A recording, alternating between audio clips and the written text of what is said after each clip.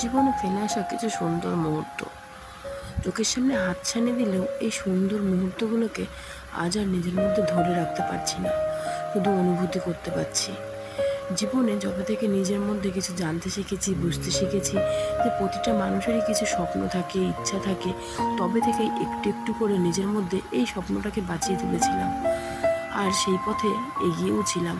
তবে সঠিক সময়ে সঠিক সিদ্ধান্ত নিতে না পারার কারণে আজ আর আমি এই পথে নেই, সরে এসেছি।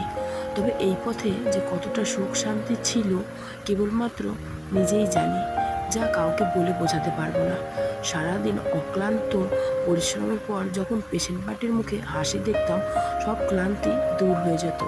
সারাদিন খেতে না পাওয়ার অভাবটাও এই পেশেন্ট পার্টির হাসি মুখ দেখলেই সব মিলিয়ে যেত।